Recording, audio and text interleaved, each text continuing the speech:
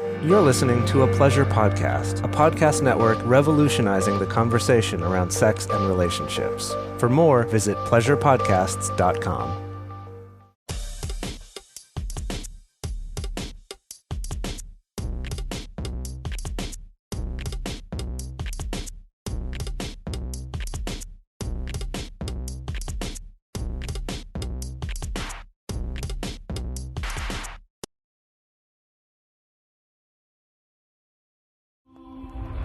If you're happy with the same old ways of dating, if you enjoy sucking at communication, and you have no desire to improve your romantic life, then our podcast might not be for you. but if you want some out-of-the-box ideas to deepen your current relationships, broaden your sexual horizons, develop a better understanding of yourself, or learn more about non-monogamy, Then you've come to the right place. I'm Jace, I'm Emily. and I'm Dedeker. and this is the Multiamory Podcast.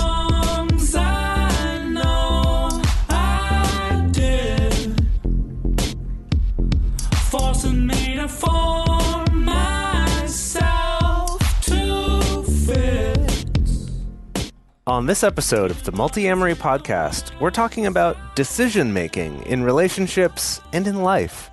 Specifically, we're going to be discussing some of the most common reasons why, as human beings, we make bad decisions. And what I mean by bad is decisions that we ourselves wouldn't want to make at another time. And we're going to explore the research about those and look at ways that we can combat these forces and make better decisions in all areas of our lives. So, to start out, just to bring the human element here. Oh, have either let's of get rid of the you- robot element. Yeah. Bring in the human element. Exactly. Get out of here, robots. Are we Shoot. human or are we dancer? That's a good question. Well, so Sorry, I have to always bring that up. yeah. Yes. Have you ever had an experience where you made a decision that later looking back, you're like, why did I make that decision? That surprised me. Or even in the moment surprised you made that decision. I know I've definitely experienced that. Never. I've only made perfect decisions in my life. I thought we said no regrets. robots. Get out of here, robots. You found me out. Oh, She's a Cylon. Exactly. Okay, I'm gonna shuffle out. Obviously. Oh, hey, I'm back, y'all. Oh man, that was weird. That was like an android version of me. Just left the room as I was coming in. Yeah, y'all have any information about that? No, but I'm glad we Yeah, identified her and Whoa, kicked her out. weird. Well, I'm gonna Exactly. have to Figured investigate that. out. Wow. This is a human podcast. Yeah, I'm very human. This is an incredibly common experience, and fortunately for this episode, is one that's been researched quite a bit as well. Yeah. Oh yes, Thank definitely. goodness. I made so many bad decisions, or not even just bad decisions, but surprising decisions for sure. Especially when it comes to dating and relationships. Yeah. Yeah. Yeah. Maybe those are the ones that are definitely the surprising decisions, or sometimes the decisions where you look back and you're like, why did I allow myself to keep going through this, or something along those lines? Yeah, That's a common Absolutely. I don't know. refrain. Sometimes the surprising decision is sort of the lack of a decision almost, or the lack yeah. of taking an action. Exactly. And so just to I guess preface this, I don't know for sure how heavy we're going to get on this episode, but I do want to give a little bit of content warning that this type of stuff is very relevant to abuse situations and, some traumatic situations like that, assault, things like that. I don't know for sure how heavy we're going to go into that, but just as a little warning to our listeners that is very much related to this topic of decision making, especially in the last half of the episode is when we might get a little more into that. So just so you have a little heads up. Right. And again, this kind of, bad decision making, it can run the gamut, right? From, making a poor decision to stay in a bad relationship or an abusive relationship, versus something as little as just making the poor decision to snap at your partner in a particular moment. Things like that. Right. Or these could be other decisions in your life too, right? About why did I choose to buy that thing when I couldn't afford it? Or, why did I choose to invest in that stock when I knew it was a bad idea? Or any number of things. Or why did I yell at my boss when I know that that's a bad idea, right? There's lots of... Why did I sleep with this person when I knew that You're right. they Yeah. were not a good match for me? Yeah, totally. Yep. Okay, so we're going to start out by talking about 3 factors that influence your ability to make sound decisions. Mm-hmm. Okay. And we're going to kick things off just with first one out the gate, relatively easy one. We're going to start talking about hunger. Oh, yeah. Yeah. So if you listen to the show, you've definitely heard us mention the acronym HALT, using HALT or HALTED, which is the Multiamory version. So using it as an acronym We for just have knowing... to add a couple more letters Yeah. onto that one. Yeah. That's what we like to do. For knowing when are the signs that maybe you're not in a great state to be discussing something or deciding something, and so you should stop. And just the quick overview of that, the full breadth Multiamory version is hungry, angry, lonely, tired, drinking, or sick. Was that all of them? Well, we also, drugs is another D. There was another one, and- drinking, drugs. And horny was Oh, right. at the beginning. Okay. Oh, yeah. Halt. Halt.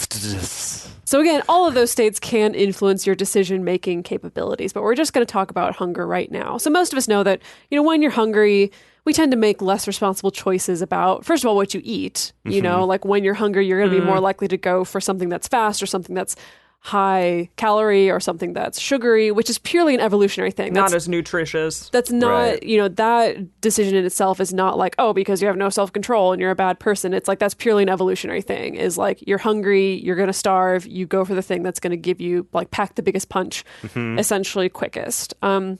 So we know that that's something that happens, but it may surprise you to learn that research shows that hunger affects our decision-making in completely unrelated areas to food. Yeah, so we love studies and science here on the Multiamory podcast, so we're going to throw one at you right away. So there was a study by Benjamin T. Vincent and Jordan Skyrnka. How do you say that? Skyrim. Jordan Skyrim. It looks like Skyrim with a K in it and an A, but here we are. I assumed it was Skrinka. Skrinka, but who knows? Skrinka. Oh yeah, I like that. The University of Dundee, Scotland, which Dundee makes it sound like it should be in Australia to me, Like but it's Crocodile not. It's Dundee, in Scotland. yeah. Exactly. Yeah. So, okay. They asked variations on these questions to participants at different times, both when they were hungry, hadn't eaten in 10 hours, and when they had just eaten recently. So the questions, these variants, were choosing between two options: one amount of something now or double that amount later. So, for example, 10 chocolate bars now or 20 chocolate bars in 35 days. Or 10 pounds now or 20 pounds in 3 months. So they also did the same thing They mean like with currency, sound downloads. currency pounds, right? Yeah, exactly. Pounds. Yeah, pounds. Meaning, or like euros, I guess is what it would be now because, oh no, wait, Scotland is Scotland's still on the pound. Yeah. Lies. Okay. Yes. So still pounds. Yeah. They did the same thing with song downloads, which is very silly to me, but whatever. But maybe people love songs in downloading them in Scotland. I don't know. That's funny. Yeah, no, that one was so bonkers to me when I was reading about this study because all of them were 10 of the thing now or 20 of the thing at some later time, and the amount later that it was would vary, and based on how people answered is how they kind of found like what's the threshold for how long people are willing to wait. But with the song downloads thing, I was like, when was this study made? Like 2005 or something? And I looked it up. It was 2017. Yeah, it's like, is this Napster? This really? This was in 2017. So I'm like, okay, I guess maybe song downloads are still a thing in Scotland. I don't know. Do people like download songs? I guess maybe. Yeah, it's like it feels like a Napster thing to me, but I guess it's not. Yeah. So right. So in the study, basically the thing that was consistent was always that it's 10 of something now or 20 of something later. And it was always either chocolate bars, pounds, British, Great British pounds. German pounds. Great British Bake Off. Pounds, Wow. or song downloads. Their reasoning being that all of these things were roughly equally valuable in terms of like a chocolate bar is about a pound is a pound, and a song download is a pound. So they're trying to look at things that are roughly equivalent, even though they're in different areas. Anyway, and what they would do is they would ask you a bunch of questions, and the amount of time that they would ask you to wait would be different. So for example, it's like, do you want 10 chocolate bars now or 20 chocolate bars tomorrow? So it's only a 1-day wait. And people would, in that case, tend to pick, they're like, yeah, I'll take 20 chocolate bars tomorrow. And if it were like, you can get 10 chocolate bars now or 20 chocolate bars in a year, almost no one picked the year because they're like, I don't care in a year from now. Like, I'll take the 10 chocolate bars now. And basically, by asking lots of questions like that of different amounts of time, what they found was that for the chocolate bars, when people were not hungry, 35 days was the average amount of time people were more likely to say, yeah, I'll wait. I'll wait the 35 days. And once you got longer than that, people started to go, no, I'll rather take the 10 now. And then with money, it was 3 months. Basically, like 3 months is how long I'm willing to wait to get twice as much money as I could get right now. And so with song downloads, was it I'll just wait till Spotify's available in my country? Right, exactly. I didn't write down the amount of time that it was for song downloads, but it was similar to the money, I think. Oh, so like 3 months or something? 3 months or something. Okay, all right. To download. That's a long time, though. Even 3 months, to me, feels really long. It is interesting. I do think the study's interesting because the dollar amounts are relatively low. And I'd be curious how different this would be if they were higher.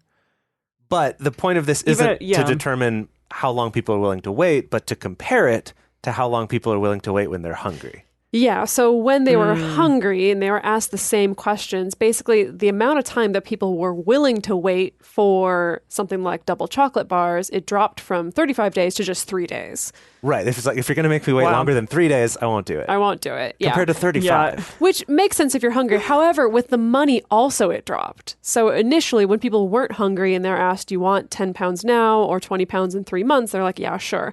But when they're hungry, then the amount of time that they're willing to wait drops from 3 months or 90 days to just 40 days. Even though That's amazing. It's not really relevant to being hungry. Being hungry. I mean, maybe you can find more food with more money, but but still. Like I could use that $10 and go to McDonald's after this study. Exactly. So that is interesting. And now going for a more immediate reward is not always a bad decision by default. Like you were saying, if you were out in the wild and you're starving, you should eat right now. You should eat the 10 chocolate bars right now. Yeah. You should download all those songs right now. Who knows when you're going to be able to listen to them again. That's so ridiculous. So it's not necessarily a bad decision. But in many cases, it can be maybe the less good decision or maybe not quite the better decision. And so when we expand this phenomenon to something like investing, let's say, or decisions about your relationship or who you're going to date or who you're going to sleep with, there can definitely be some negative consequences there. The same thing with our small decisions about whether or not to get into a fight about something right now with your partner or to say that little snappy insult or not. Yeah. You know, like with the example of like yelling at your boss or at your partner or something like that, it's that kind of like, if you're looking at it this way from this immediate gratification, it's like, yeah, when you're angry, yelling at someone does feel good. It might not feel good very shortly after that, but right at that moment, that's why we do it, right? Because it's like a release of that tension that we're feeling. And so when you're hungry, like we've all heard the term hangry before, this is a study kind of showing exactly that same phenomenon of like, I'm going to more likely to react to get the quick reward of just being angry now, even though I'm going to suffer consequences for it later, most likely.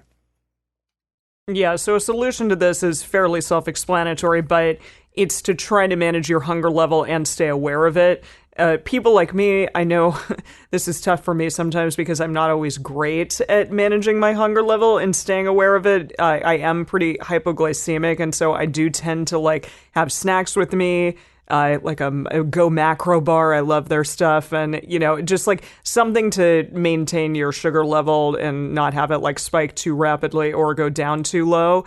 So yeah, just have an emergency snack with you if you want. And then definitely if you have a big important decision coming up, then do grab a snack before you have to make that decision, just because you never know if you're going to accidentally make a shittier decision just because you're freaking hungry.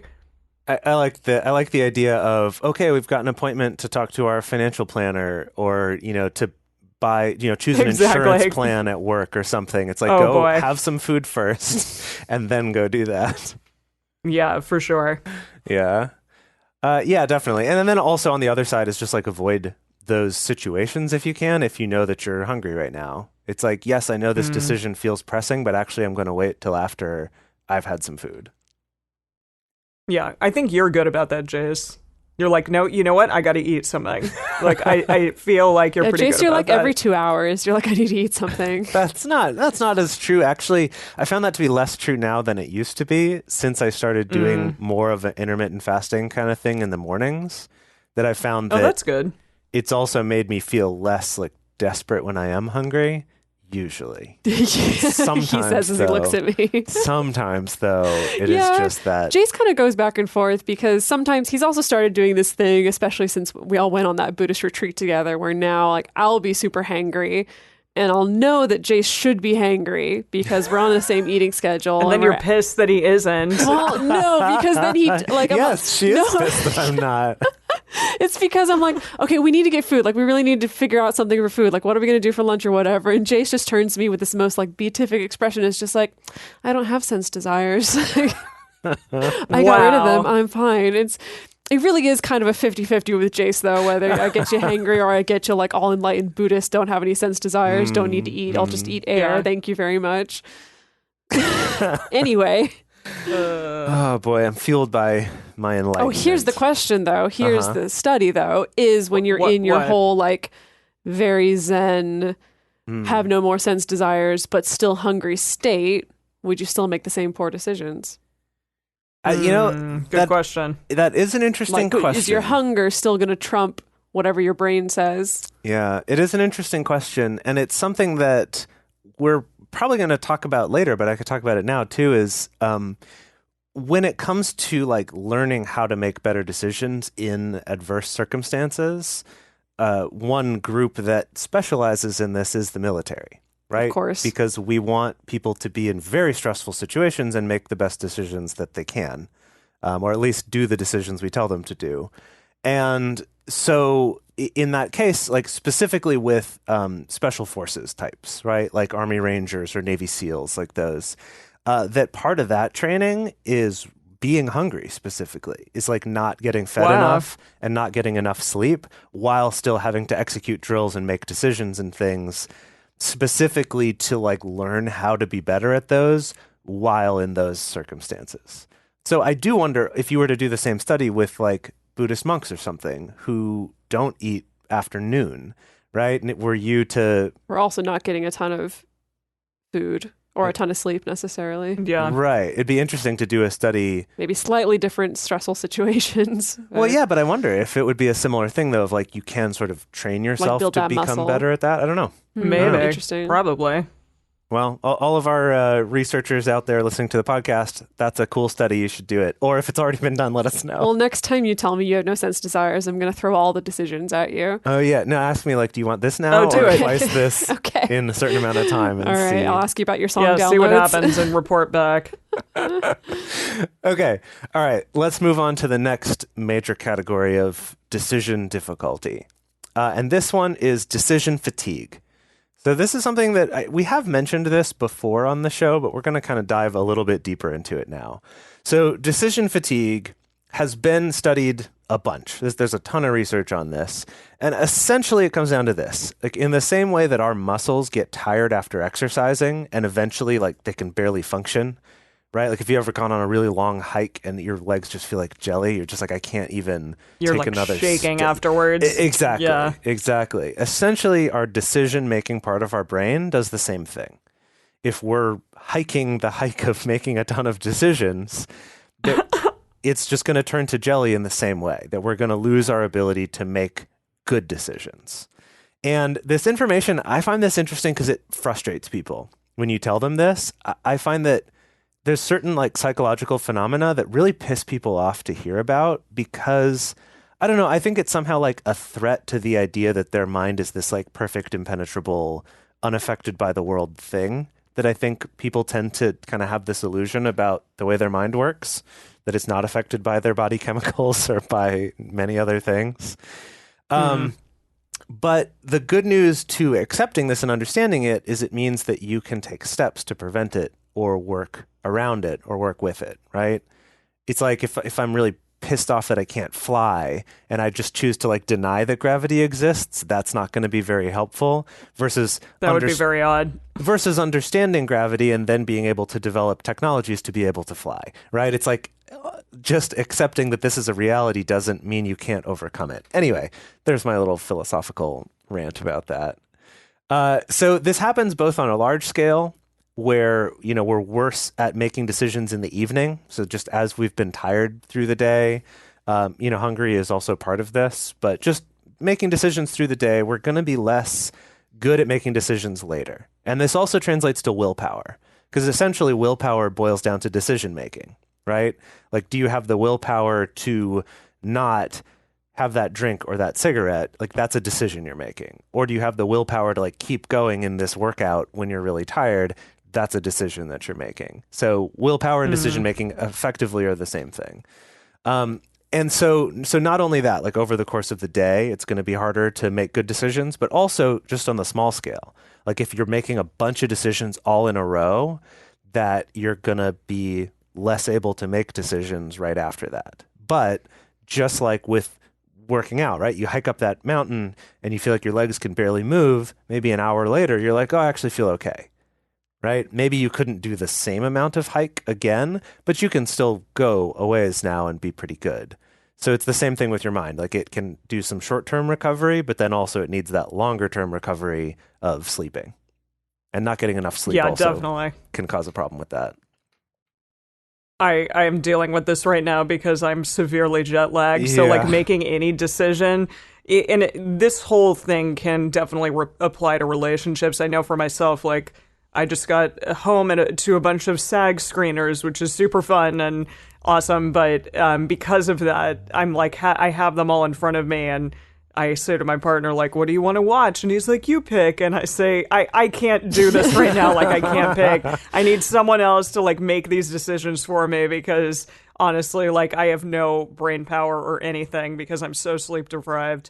And, you know, I'm taking money to the bank and trying to figure out finances and stuff right when I'm getting home. And so, yeah, all of those things just, I have, like, other things that I need to spend my little bit of ability to make decisions on. But yeah, I mean, if you're in a moment, also, you may like snap at your partner at the end of the day after you've been making a bunch of decisions throughout the day about like where you want to go to eat, for example, or what kind of food you want from takeout or something along those lines. And it may cause you to like pick the lowest common denominator of something unhealthy, perhaps, just or like the same thing that you've had all the time, just simply because you're out of steam, out of the ability to make a good rational decision in that moment.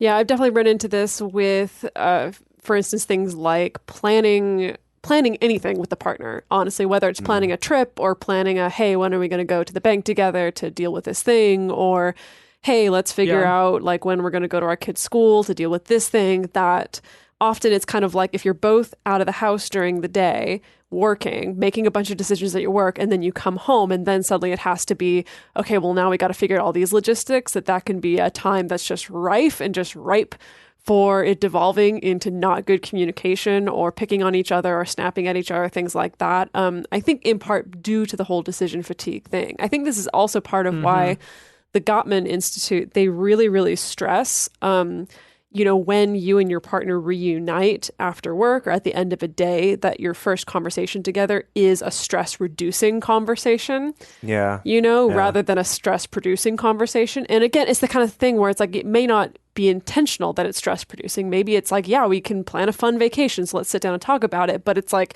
again, when you're in this decision-fatigued state, it's going to be more likely to be stress-producing, even if it's something as simple as like, let's pick out which movie to watch, rather than stress-reducing. Yeah. It's very stressful. No, I'm kidding. But yeah. Yeah, absolutely. No, I heard a story that I think a lot of people can relate to in some extent, of that thing of coming home after work and your partner being like, hey, you know, what do you want to have for dinner? And, oh, I don't know. What do you want to have? Oh, I don't know. What do you want to have? And then just getting pissed off and angry and be like, I don't fucking know. Just pick something. And then in this story that I heard, my eyeballs twitching a little bit right now. no, because this happens. Yeah, I know. This I is was very like, real. Yeah. Jason's never said that to me in that way, never that aggressively. So I don't want people to worry. No, well. So then, in this story that I heard, it's like that goes on, and she ends up kind of snapping at her husband, and it's like just do something. He's like, okay, like I'll cook us chicken or whatever it is, and then he makes it, and then asks her a question before they're about to eat about like, oh, do you want like a breast or a thigh or something? And she just like starts crying because it's just like, even that little of a decision is just. It was just too much for her at that point of just being so taxed in decision making. I have found that this one, though, I've noticed this because Dedeker gets very frustrated when she's decision fatigued, like in that example of wanting to pick where to eat. And then both of us are like, can you please make a decision? Like, no, can you please make a decision? And I have noticed that when I have enough of the resources that if I'm able to notice that, like I say, hey, what do you want to eat? And the question I get back or the answer I get back is, well, what do you think? Like with no input at all. It's like, oh, I don't know. Maybe and like, then you're like, it's going to be me. Who's going to have to make this decision? Exactly. It's kind of this cue of like, okay, I just need to toss out some decisions now. Or like you two did this to me the other day when we were going to record. Did we? What did we do? Because we had 2 episodes prepared last week, and we're like, which of these are we going to record? Yeah. Right, when none of the 3 of us could make a decision. God. Right, no. And I was like, okay, which, Dedeker did it, though. Which one? No, actually, I did. No, Chase did it. Oh, I forgot. That was you. Good job. Dedeker just reported it to you. But yeah, both of you guys were like, I don't know, either one's fine with me. Or like, oh, what do you think? And I was just like, okay, someone has to pick this. So it's like, okay. We're doing Dedeker's episode. We'll do mine this week. So yeah, I definitely as I had just prepared this episode, was like, oh yeah, here's a situation where it's so I relevant. Yeah. Well, then you should have had good answers for us already. You should have already known that this was a possibility. I did make the decision for you. Well done. I think this is something that also comes up with swiping and using dating apps, the decision fatigue, because it's like you can start out at the top of the pile. Yeah. Being like, this person does, no, oh yeah, maybe, no, I don't know, I'll check out their, I don't know about their Instagram, yada, yada, yada, like decision. And if there's anyone else is like me, I notice that after I've swiped like 20 people, that suddenly it starts becoming I become a lot more sloppy anyway, just like, a lot more like snap judgments about people, which is maybe not necessarily the most mindful way. Right. Like the first few, you'll read the little profile message and you'll think about it. And then after that, it's just like, whatever. Right. Swipe. But also something of like, even if you choose to be swiping like in bed at the end of the day when you're the most tired, you're maybe not going to make the best decisions. Swiping at a bar after drinking is also a move that is very common. Oh, is it? Yeah. Like you're out with your friends and then it's just like there's a lull in the conversation, you pull out your phone, you do a little swipe. No, this is a very common thing. I have not been on a Swipe'ems dating app in almost 2 years. It's been a long time. So but I do remember that like sometimes it's like if you're in a bad mood or a sad mood or you've been drinking or you're tired or whatever, that it's not the best time. Well, not only that, but if you're killing time by swiping, that you're using up decision power, that then if you have to make a decision after that, do it. That's a real decision. You've used up some of that. So I think it's also worth being mindful, right? It's like, I know I'm going to go on this big hike. Oh, I got some free time. I'm going to go for a jog. It's like, yeah, that's going to make that hike harder because I'm going to be more tired. Right. Oh, interesting. Yeah. So when it comes to combating decision fatigue, there's a few recurring themes that come up in all the advice out there. So a lot of people mention, maybe it's better to make important decisions in the morning when your decision energy is the highest. Related to willpower, the thing that you usually put off first, whether it's exercising or meditating or maybe a particular task that you keep putting off, that it's better to do that earlier in the day when you have the most willpower and most decision energy, essentially. There can be things like planning decisions in advance, creating a routine for yourself, especially in the morning, things like planning meals ahead of time. I know that the times that I have actually done that, it really does help. Picking out your clothes beforehand. Now, this one I was so resistant to. Yeah. My sister is like super type A, and for years she's always been the sets out her clothes you know, night before. the night for- before. yeah. She's- Super type A Dedeker. Okay, well, my sister's even more type A. I know I'm type A. My sister's even more so. Anyway, she did Really? that for so Wow. many years, and I was really resistant to it. I was like, whatever, I just get up and like pick the clothes I want to wear. Like, I'm not going to take the time. I'm not going to sacrifice my precious evening, 5 minutes to setting out my clothes. And then the times that I do it, it makes such a huge difference. Like, there's something tangible that I feel of where like that decision's already made, and it's like that little bit of extra energy is there. Or things like setting your priorities for the next morning the night before. Yeah. I think these ones are interesting because they come up a lot in advice about this, even though we just said your decision-making power is going to be less in the evening. But the that's true. idea here more has to Interesting. do Good point. more has to do with like while you're at work. Giving yourself a leg up. Well, it's like while you're at work and right after work when you're particularly tired, it's like by the evening, maybe hopefully you've relaxed a little bit and recovered a little bit from those decisions so that then you can make things like, what am I going to wear tomorrow? Also, when you're not in a time crunch to Right, do that's it. the thing, is also like making that decision about what am I going to wear tomorrow when you're not in the situation where the stakes are the highest, where it's like if I don't decide what I'm going to wear, then I'm going to be 10 minutes late or whatever. I find the time I pick out my clothes beforehand is anytime I'm getting up extra early or if I'm traveling. Something where I know like it's going to be a little bit more stressful of a morning, that's when I'll pick out clothes beforehand. I do it sometimes like before big days, like when I was in Shanghai, like for the first day, we have to wear the Disney look. So I wanted to like, the day before we started everything, I was in my head as I was going to sleep. I was like, okay, I'm going to wear this dress, these shoes. Hang on, what is this the Disney? hat, What and is all the this- Disney look? What is the Disney The look? Disney look? I mean, I it's can classic guess, but- and timeless. It's classic and timeless. Like that's basically, no like open-toed shoes, no really short skirts or really cleavage, whatever. Right. Really cleavage. Yeah. No, I don't know. Yeah. It's stuff like that. They just basically emphasize like timelessness. What, So, just like professional Yeah, you always and see everyone. classic and cute? Yeah. Exactly. Yeah. So I wore my Star Wars dress because, yes. Yeah, perfect. Disney owns them, so you Yeah. can wear them. There you go. Exactly. Another way to combat indecisiveness and this decision fatigue is to not agonize over unimportant decisions like what brand of floss to buy.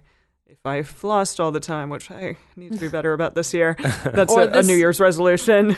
This is something that Jace, I know, struggles with on menus. Right at restaurants. Oh. It's just like Yeah. what to What to pick. eat. Yeah. Yeah, but in this way, just kind of say fuck it and choose one, grab one, whatever. It doesn't really matter. Does it really matter Colgate over Crest? No, it really doesn't. So also try a system for making decisions to simplify them, like pick 5, pick 2, pick 1 method for deciding with a partner, for instance. Like, what is this exactly? So you pick 5 items, and then the partner picks 3, and then you decide on 1. They pick 2 and then you decide on 1. Yeah, so this is great for Okay, like yeah. if people are having a hard time making a decision about where to go to eat or what to eat, Or like what to do tonight. it's like- or what to do. Yeah, one of you comes up with 5 options, the other person picks 2 of those options, and then the original person picks 1 from those 2. Cool. Yeah, It helps, exactly. again, it just helps to make it a collaborative process and also simplify the decision making. Yeah, we actually just did Totally. this one last night when we were trying to decide where to eat. When it was like getting late and we were kind of hungry. Right. We were just sort of like, there's too many options. And it's like, okay, Dedeker picked 5 and I picked 2 and then she picked 1. And it helps. Great. Or if you're by yourself, you can pick 3 and then choose 1 from those. So like with the restaurant menu one, I just learned about this when researching this episode. So I haven't gotten a chance to try it out yet. But it's like you go in, you see the menu. If it's overwhelming, you can just arbitrarily go, okay, these 3 sound pretty good. And then, okay, between these 3, which one do I want? So it's like not having to pick between 100 things. It's just having to pick between 3. Makes it just a little more manageable. Yeah. Remember that next time you go to the Cheesecake Factory and they drop that Bible-sized book in front of you. Right. Oh, gosh. The one at Exactly. Shanghai Disney was just insane. So, yeah. No way. All right, so we're going to Right. go on now to talking about hot states versus cold states, which is actually what inspired me to start putting this episode together in the first place. But before we get to that, we want to take a moment to talk about some ways that you can support this show to keep it going and get this information out there for free to as many people as possible. Hey everyone, so Valentine's Day is coming up, and you know what's awesome on Valentine's Day? Free stuff. Sex. I mean, definitely. Yeah, sex and free stuff. Both are what we're about to talk about here, because our friends at adamandeve.com will help you out with both. Whoa. So if you enter the exclusive MULTI code, you know, the one that you love and that's your favorite, MULTI, you will get 50% off of one item at adamandeve.com, but then also 10 tantalizing free items. Can you talk about what those are, Jace? Yeah, so you get 3 little sex toy situations, some things, and Yes. 6 free movies, which Wow. is hilarious. And then you also get free shipping on the whole thing. So basically, this is the same as our normal offer, except that you get some extra stuff, right? So you still get the 50% off almost anything in the store. You get free shipping. You also get some extra little free things. And it's a good reason to shop for Valentine's Day. This is a good season for buying some sexy things to spice it up. I guess. Yeah, spice up your life. Like Baby Spice and It's like what the are they, Spice Sporty Girls? Size. Yeah. Yeah, exactly. Yeah, Spice World. So let's do this. Yeah. But yeah, again, use our promo code MULTI at checkout, MULTI, to get 50% off, free shipping, and 10 tantalizing items. AdamandEve.com. Yes. AdamandEve.com or AdamEve.com. They both go to the same place. What? Yeah. Really? I didn't know that. Yeah, Adam and Eve and Adam Eve both go to the same place. Pretty cool, right? Sweet. Yep, it is pretty cool. So check it out today. Yeah. Since the beginning of this show, it's been really important to us to make these resources and this information available to as many people as possible.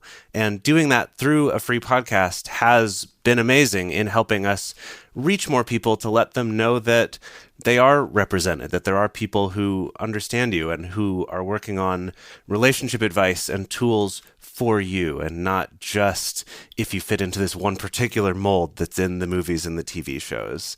And over the last 5 years, we've been able to grow that reach to so many more people. It's been really amazing. And that's been almost entirely possible just because of people supporting us at patreon.com/multiamory. Something that's been really beautiful to see is that also in our Patreon community, you know, some of our listeners are able to, for the first time ever, access a supportive community and a support network. You know, we have a lot of listeners who are in remote areas who don't necessarily have access to a supportive community, and our Patreon community has been able to give that to a lot of people, which is really wonderful to see.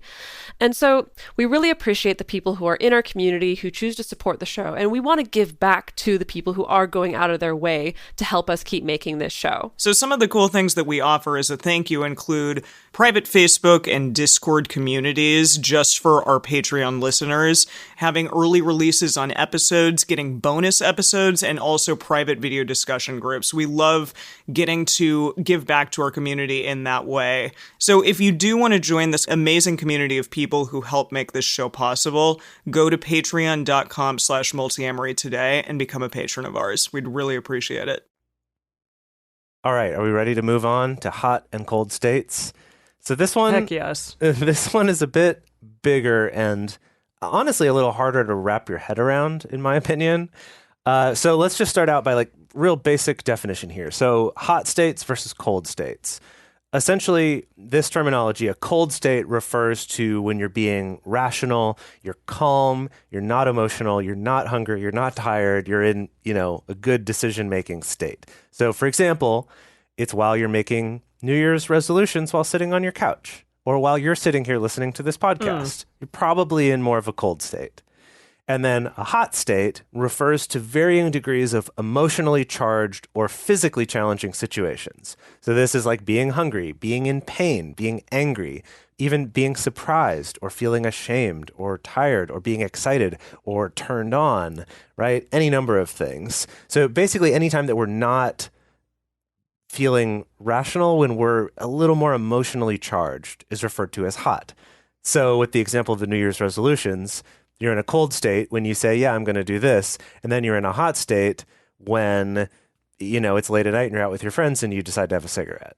Right. Right. So that's kind of the difference between the cold state and hot state. Okay. So the thing is that we're extremely bad at predicting how we are going to act in a hot state. We're also This is very unfortunate. Yeah, we're also really bad at predicting how other people are going to act when they're in a hot state as well. This is sometimes also called the empathy gap. We covered that a little bit more in our episode 160, where we talked about cognitive biases in relationships. So long ago. I know. Almost 100 episodes ago? Yikes. Oh, yeah. Anyway, go and check that out. So here's an example of this. So in the Journal of Social Issues, there was a study entitled Real versus Imagined Gender Harassment. So the researchers asked women to just imagine a situation where they're at a job interview and that a middle-aged male interviewer asks the following questions. Do you have a boyfriend? Do people find you desirable? Do you think it's important for women to wear bras to work? And so when when the participants imagined the situation, many women said that they would speak up, they would walk out, they would get angry, they would report the interviewer, things like that. So a whole 68% said that they would not answer at least one of those three questions, that they would just refuse to answer. Yeah, so then they recreated the situation in real life for a study by posting a job interview, or just like posting a job out there and including those questions in the interview. So this control group also had equally unrelated but non-sexist questions. So there was one group with sexist questions and then one with non-sexist questions. Right, but like still equally like weirdly non sequitur. Unrelated. So instead of like what? Do you have a boyfriend would be like, do you have a close friend, or do you have a dog? Or yeah, exactly. It's like, do you have a favorite movie? Yeah, do you have a pet? Exactly. Yeah, right.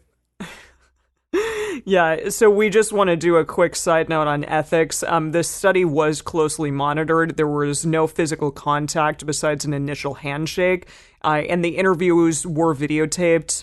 The women were debriefed afterwards, and they were given the option to have their results and video destroyed. So yeah, this was an ethical study, which is great because, I definitely would feel very awkward if someone asked me if I was desirable in an interview. That's pretty intense. And so these interviews, just to make sure that I'm correct here, Jace, these interviews were done as though, like, these women went to an interview and it was just a study, but they didn't necessarily know that it was a study. Right. They thought that they were actually interviewing something. Yeah. I see, but then they were told afterwards. Okay. Right. All That's why it was a tricky ethical thing, because exactly. in order to get a study of this, they had to make it so that the women actually believed it was a real job interview. Because if you go in knowing it's a study, that totally changes the stakes. Now, a job's not at stake. Now it's like, I'm in a study. Of course I'm going to say something. Yeah, and of course I'm going to say, like, this is fucked up. So... Okay, so they found that none of the women actually did what the other women had predicted, which I think makes perfect sense. I don't even know if it was a really high-stakes job interview, even if somebody asked me if I was desirable. It was for like an assistant position, so it wasn't like a... Okay, wow. It was like it an wasn't entry-level that high job. stakes. But it's stakes, though. But you need a job. Stakes. If they were there, they need a interviews job. are intense. Yeah. Absolutely, yeah. I mean, you want to put your best foot forward in an interview, so it completely makes sense. But... So very few people brought it up at all, and they did it in a really polite way. Like, they might bring up in a very polite way, like, I don't know if I want to answer that question. No, they didn't even say that. They didn't even say that, They didn't even say that? Yeah, no. Wow. They would just, like... Most of them, it was like, oh, why is that relevant to the job? Or something like that. Like, not even that direct. Or most would wait till after the interview was over. And then say, when they had the chance to ask questions, it's like, so earlier you asked this question about me having a boyfriend. Why did you ask that? That didn't seem relevant to the job interview. Like, maybe they would ask at the end. Yeah. Yeah, wow. But essentially they found that 100% of the women answered all three questions, all three of the non-relevant, potentially sexist questions. And then in the testing afterwards...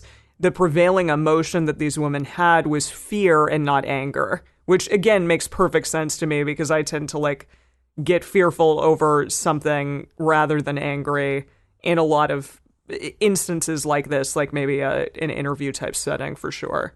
Yeah, I mean, I think honestly, a lot of people listening to this, and especially a lot of people who, you know, maybe have this experience, it makes 100% sense, right? You know, I think this is why the Me Too movement was so revolutionary, is because it was like, yes, we can all relate to this sense of like these shitty things happen that are kind of maybe quote unquote small, but like you just deal with it because it's more important to just be able to deal with it and move on with the rest of your day or get the job or have a smooth working environment rather than, you know, create a dust up over something like that. Right. And I mean, yeah, I've been in this situation before, especially like on jobs, especially in the entertainment industry. You know, it's like someone in a position of power does something inappropriate or asks an inappropriate question, and you can't refuse or like can't refuse to answer the question, or at least it doesn't feel like you can. You know, it doesn't feel like you can. Yeah, I had that actually at an audition for a film where they asked me about my religion,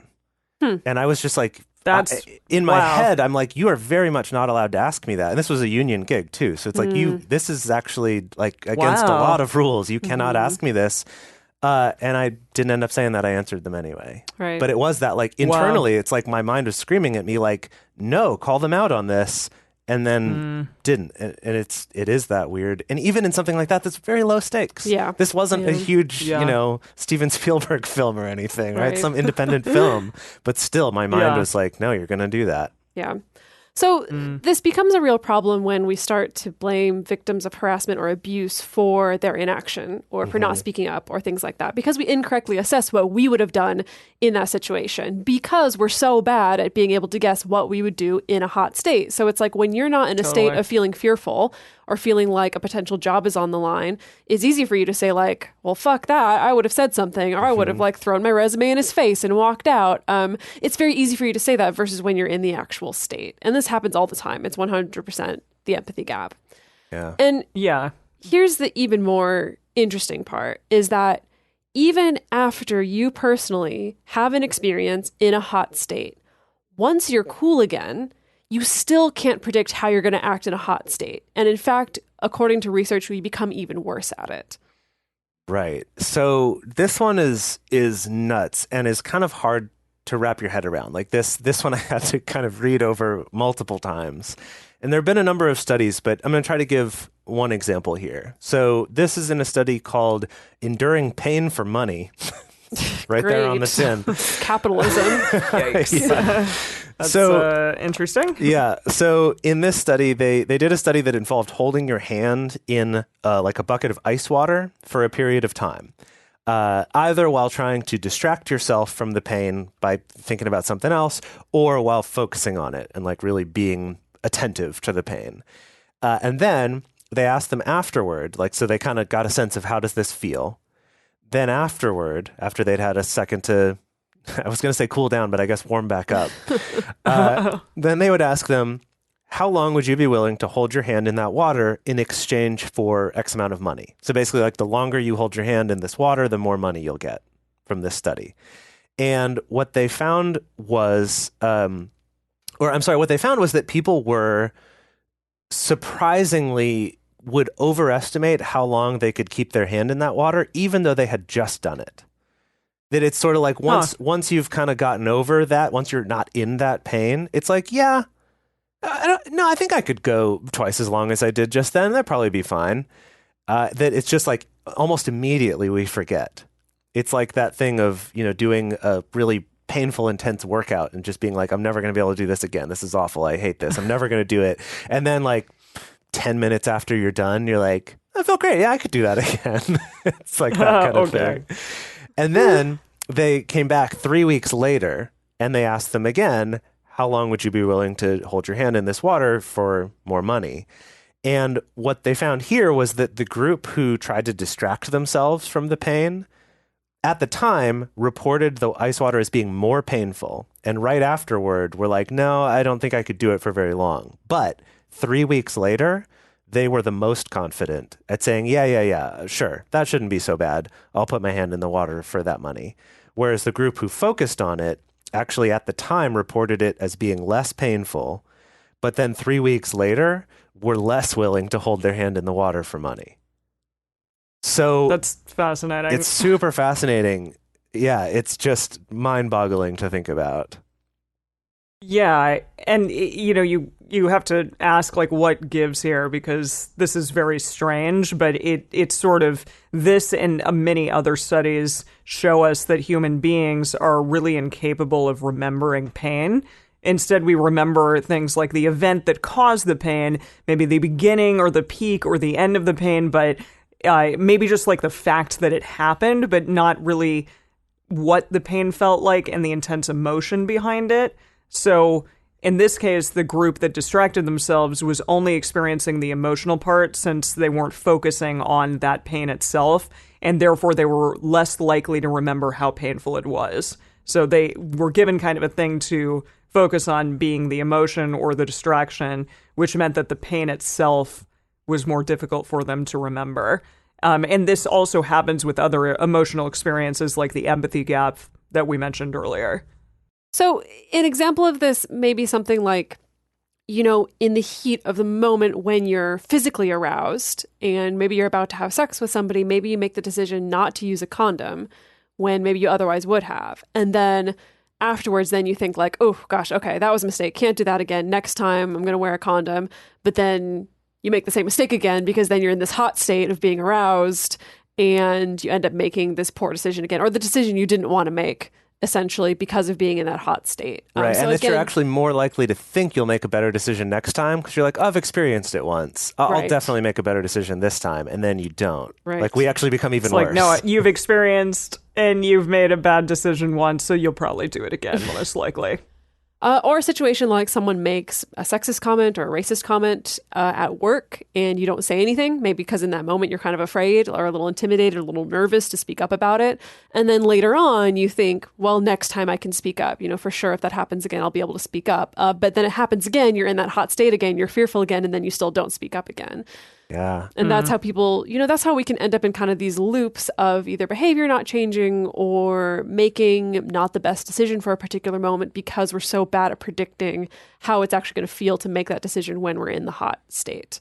Right. It's like the counterintuitive thing. It's like having experienced it and seeing what we did doesn't now make us immune to that effect, that then, oh, next time I'll make a logical decision. That rather, instead, it's like if you were in that situation and made one decision, that next time, unless you take steps to make sure something different's going to happen, you'll probably do the same thing again.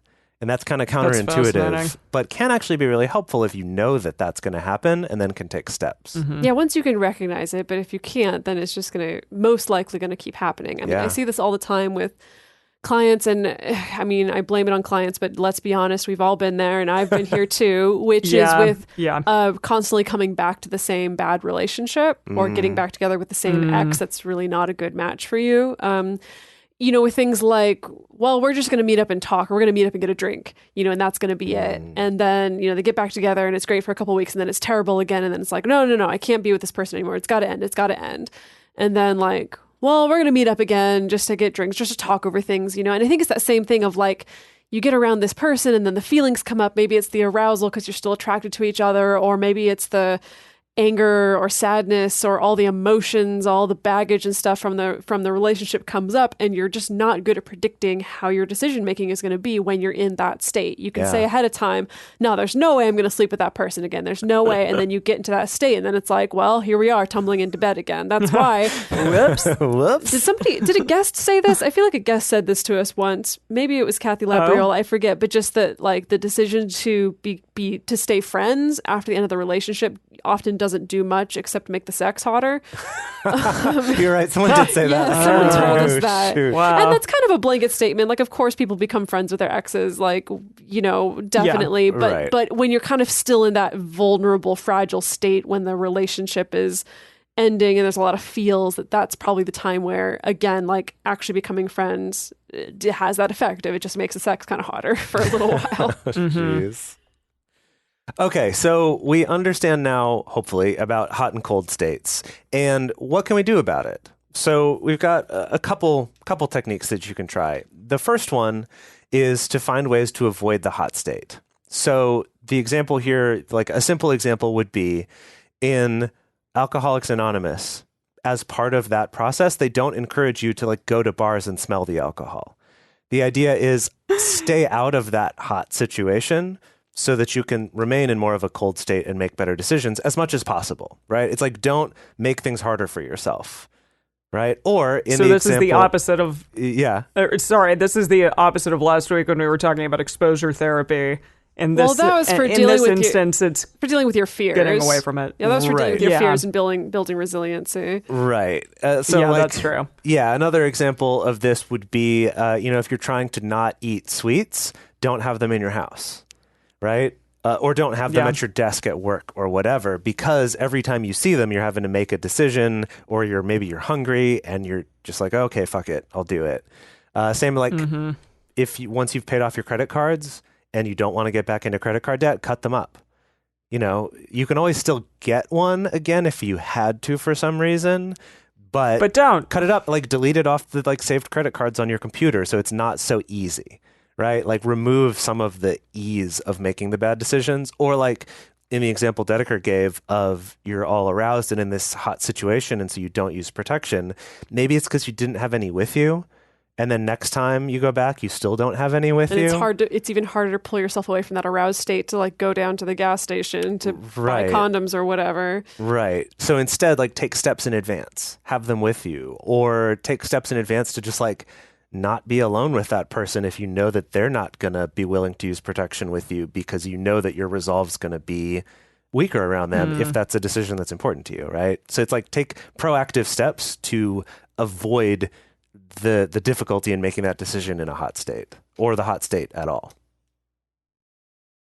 Yeah, so another way is to plan how you'll overcome the hot state. So rehearse it.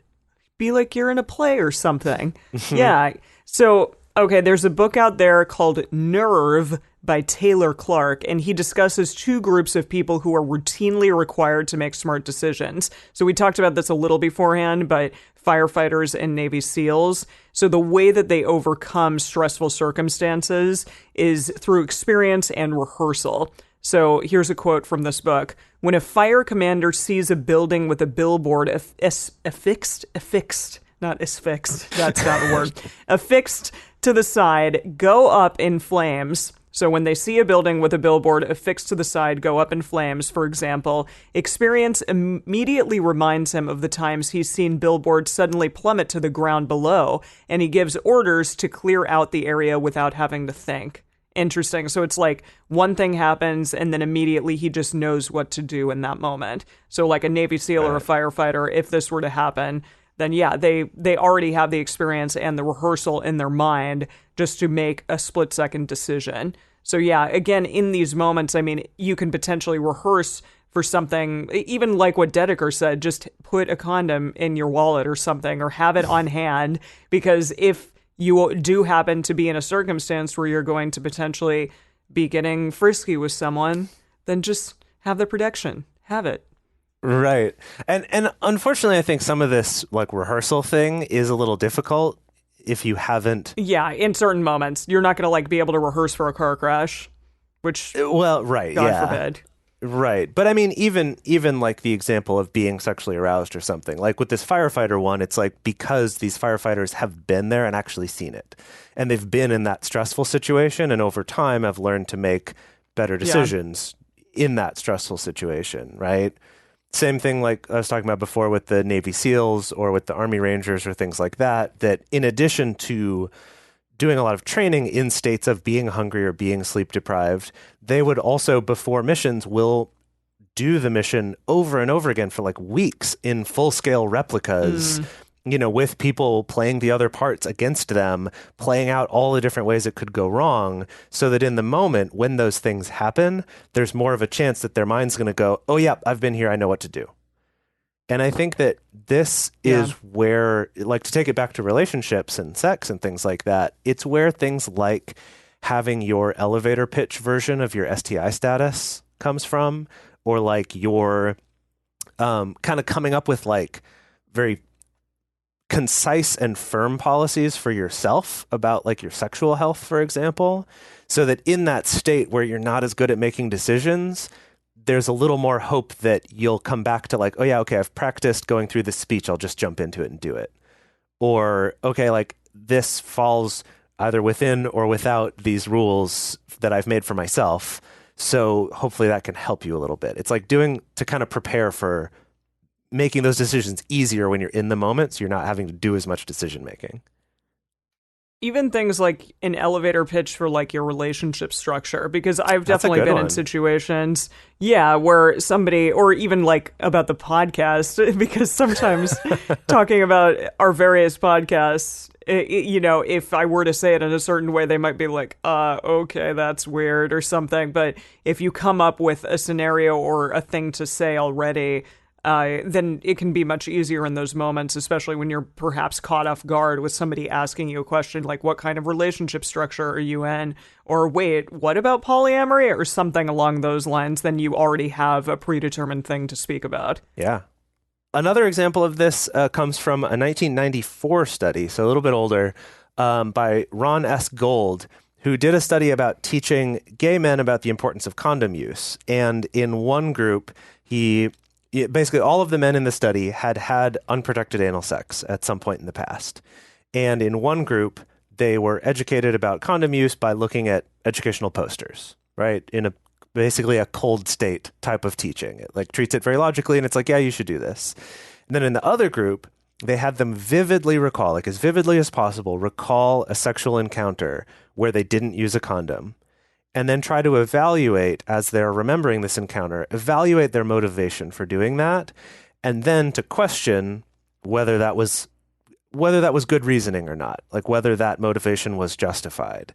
And what they found is that the men who vividly imagined that situation, tried to kind of recreate more of that hot state while thinking through their decision, were significantly, like by a very large margin, much less likely to have unprotected anal sex again in the future. So that's kind of an example of sort of preparing yourself in that hot state rather than just thinking like, oh, now that I'm all cool and logical, I'll be fine next time. So kind of like once we're good. They could like recreate putting themselves almost in that hot state or remembering that hot state. And then from that point of view, evaluating why did I make that decision, or what were my reasons for that decision? And why are those maybe not good reasons? Right. So almost kind of like inviting the logical brain into the scene as you're re-experiencing what happened. Yeah, or like it's like priming the counter argument, because then when your hot brain is making the argument of like, but it's fine because it's hot or whatever, that you've hot brain. That other part of your brain has rehearsed like, oh, yeah, but I've heard this one before, and the answer was no, or whatever it is. Right. Yeah. Yeah, so again, it's going to depend on the scenario, but there's a number of different strategies for being able to do this for yourself. So something like that, like actively imagining different scenarios, maybe scenarios that you have been in. It could be something very similar to this, actually, of like a time that you regretted not using a condom when you should have. Calling to mind vividly that experience and kind of evaluating what you would actually want to do next time, mentally rehearsing what you would want to do or what you'd want to say. Things like, pre-planning some standard responses to a sexist comment, a racist comment, an ableist comment that comes your way or that you overhear at work or something like that. Something that you'll feel safe saying or using, even if it's just something as simple as like, wow, like I don't think that's really appropriate. It doesn't, because I think people feel a big pressure to like have a super snappy comeback to somebody depending on what they say. And that doesn't necessarily have to be the case. It can help to pre-plan just a standard response that you have under your belt and that you have ready and that you'll feel safe using. Yeah, it's like often at work, you might think, oh, I got this great snappy comeback, but you're at work or you're in a public place. And it's like at the moment, it's like, ooh, that might be risky to say. This person might yell at me. They might cause trouble for me. So it's like coming up with a response you actually do feel like you'd feel comfortable using is part of the challenge. Yeah. And again, things like that, having condoms with you before going into a potential sexual situation, or just having something with you to help preclude you from making poor decisions in that hot state. Something like practicing your elevator pitch about sexual health, or like Emily was saying about your relationship structure.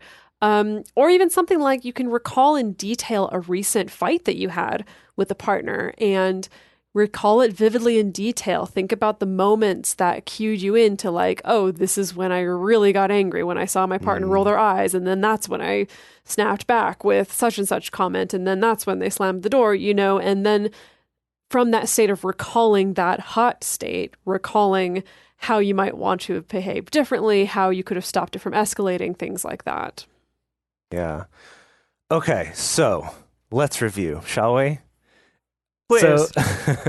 So the first decision-making challenge that we talked about is hunger. That one, luckily, quite simple. And the solution is either don't make decisions when you're hungry or try to, manage your hunger levels. Stop being hungry. Yeah, stop being as hungry. Next one is decision fatigue. So put your big decisions earlier in the day. Don't waste a lot of energy on unimportant decisions when you can. And then also be mindful of making a lot of decisions in a row is challenging. So if you can space them out, that can also help.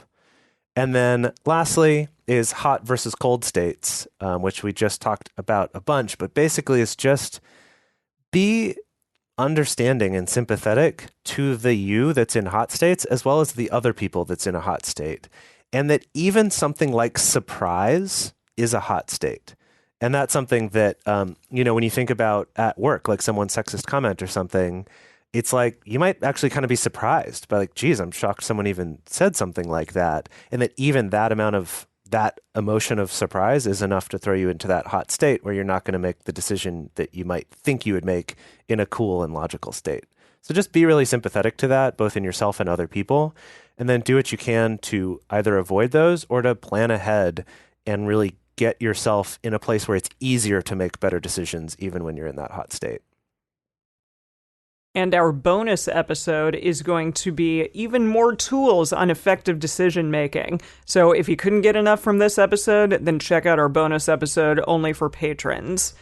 Yeah, so we would love to hear from all of you. What of this resonated with you? I know that for me in researching this, it was like, oh, geez, oh, gosh, oh, man, yeah, I've been there. Oh, gosh, I've done that. Oh, man, I haven't been sympathetic to someone in that situation, and now I realize I should have been.